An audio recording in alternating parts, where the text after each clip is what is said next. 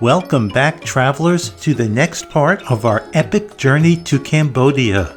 Beyond Angkor Part 2, our final installment. We've got a lot more temples to see, so let's get going.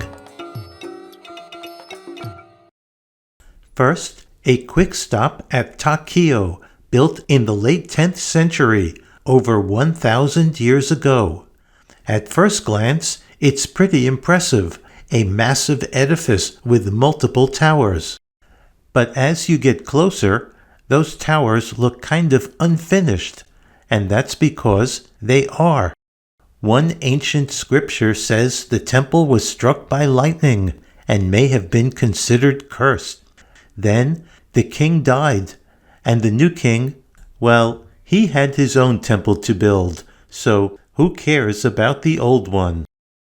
Not much to see here. Let's move on.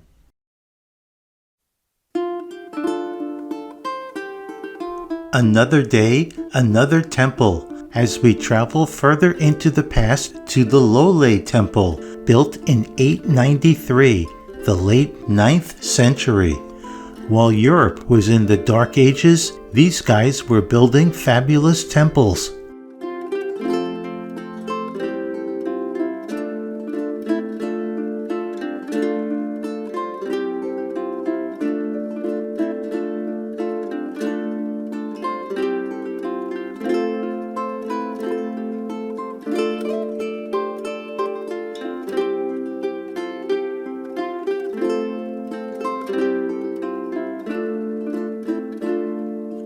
Originally, there were 4 towers, built to honor the king's parents and grandparents.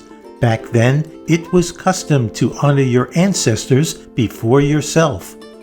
Some of the towers have collapsed, and the others are crumbling, but there are some very nice preserved and restored details to be seen.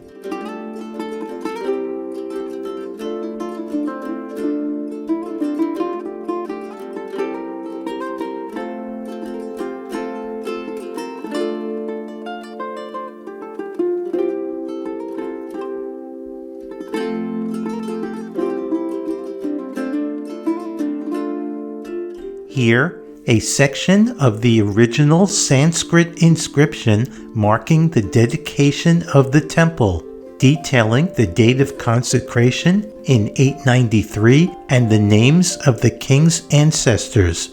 Amazing! It's like touching a piece of history. In an added attraction, next to the ancient temple is a modern temple, Wat Lole. And of course, we're going to go inside. On the way in, we pass a monk, dutifully crushing up old bricks with a hammer. He says he'll mix it with honey and sand to make mortar for repairs to the old temple. The modern temple is fairly plain by Cambodian Buddhist standards, but still quite beautiful. Let's take off our shoes and have a look inside.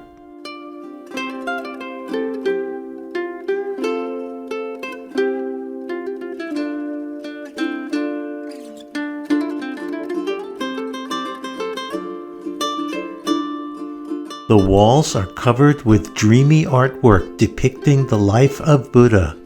It's beautiful and serene.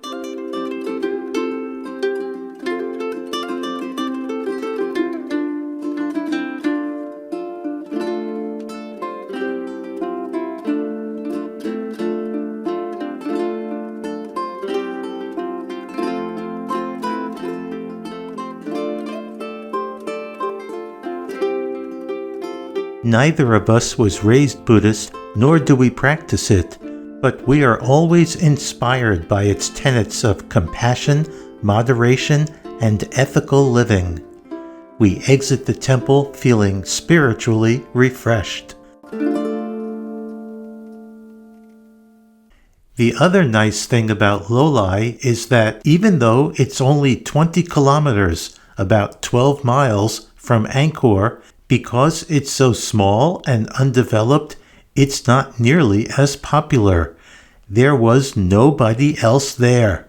The only people walking through our photos were us. Nice. Next, we travel even further back in time to the earliest days of the Khmer Empire, the year 879, 1,146 years ago, and this is the Priya Ko Temple.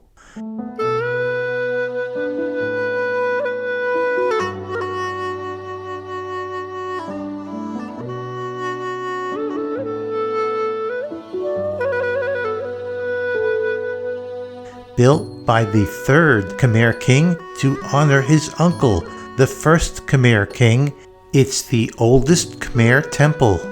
250 years before Angkor Wat, 10 generations.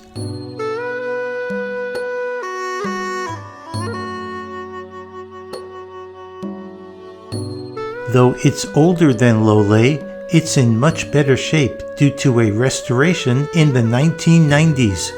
And they still keep it up, witness the groundskeeper and the scaffolding in the back. But as with Lolai, we were the only people there.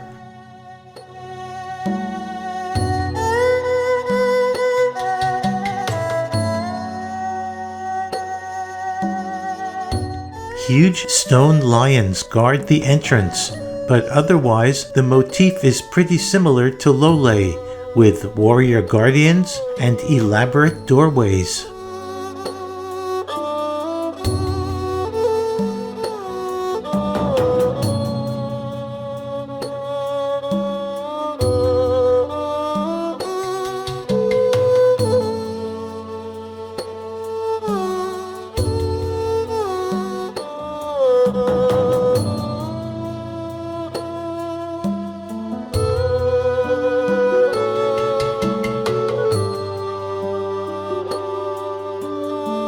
In the past, the exterior was covered with white stucco, most of which is gone. But I like seeing the brickwork. It's like a giant Hindu Lego from the 9th century.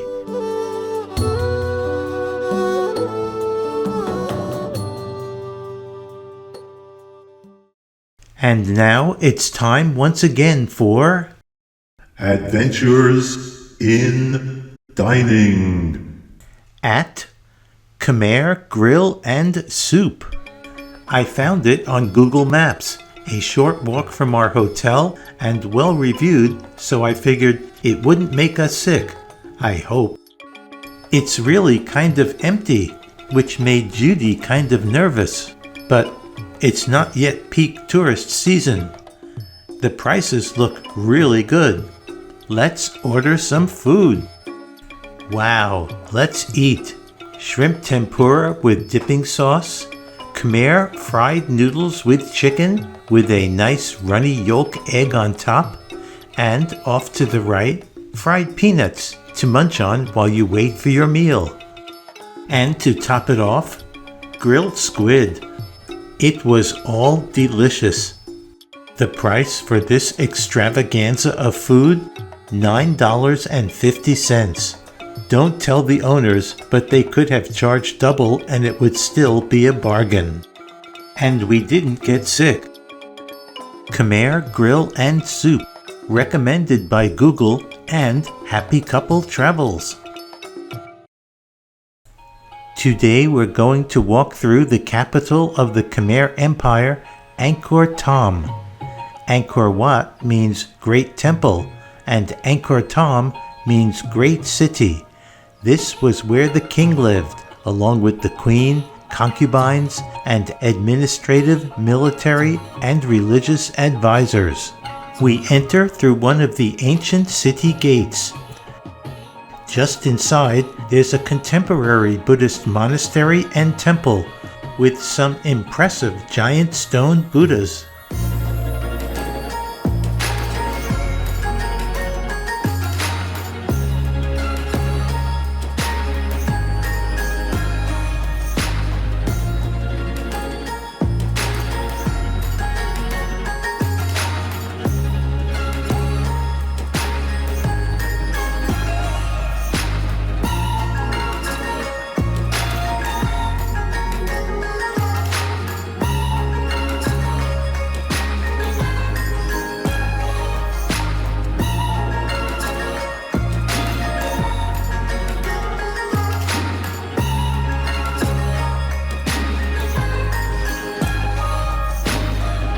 we got to witness a Buddhist water blessing, and by that I mean a real water blessing.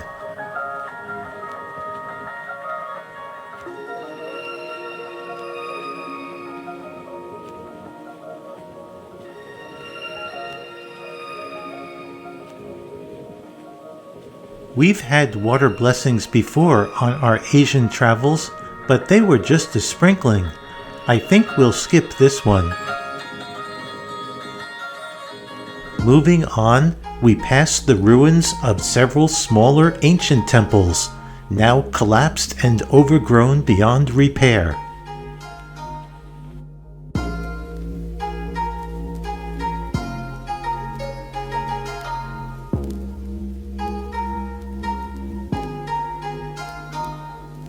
But you can still make out the Buddhist images even after 900 years.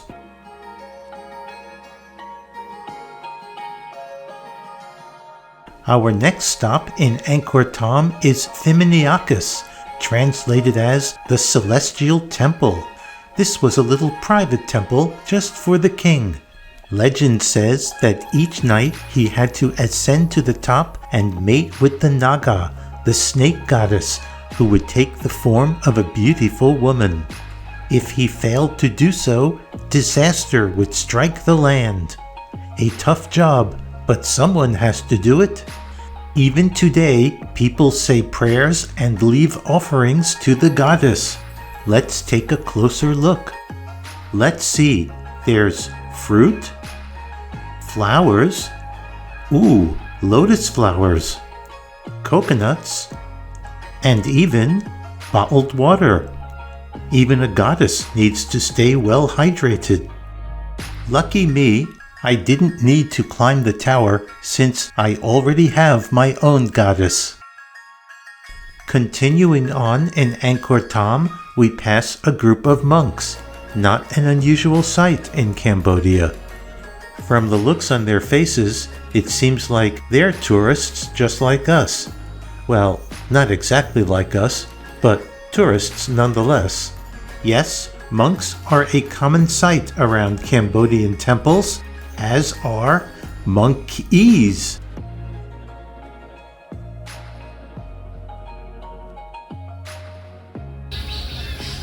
Oh, they're on the ledge. Yep, there they go.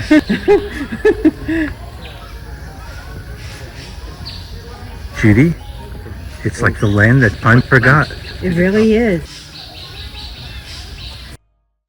Yes, they're cute and fun to watch, but that's not what we came to see. So let's stop monkeying around and get to the main attraction, the Bayon Temple.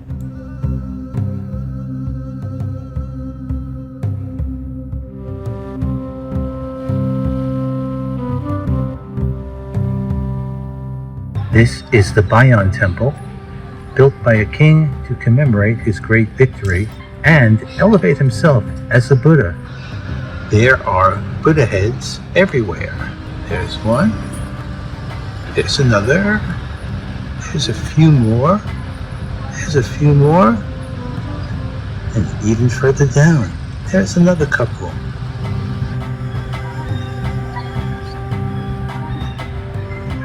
Each group of heads faces north, south, east, and west.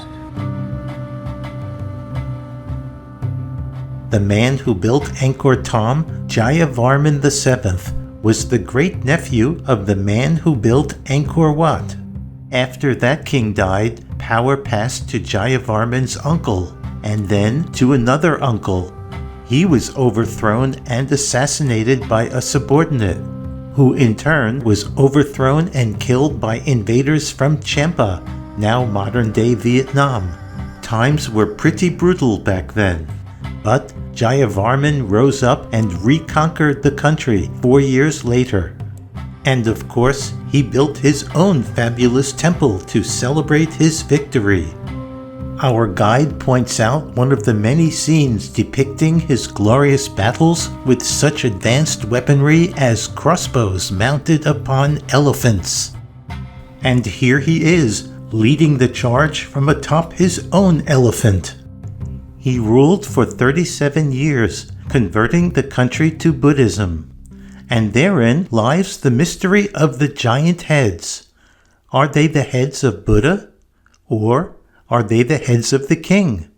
Or are they the heads of the king as Buddha, thereby elevating himself to divine status? You decide.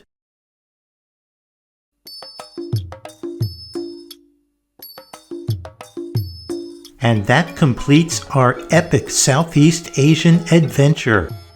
What an amazing journey! To a place that few people ever get to visit. Stepping back 1,000 years into the past, we walked in the footsteps of kings and warriors, witnessed the rise and fall of ancient empires, were immersed in Eastern religions and cultures, went on some wild tuk-tuk rides, and ate lots of tasty exotic foods. Truly exhilarating and exhausting. But hey, like I always say, if you want to be a world traveler, you gotta be tough. We hope you've enjoyed this travelogue, and if so, give us a like. Even better, subscribe to our YouTube channel and join us for all our worldwide adventures. We hope they inspire you to create your own fabulous journeys. It's a big world. Get out there and see it.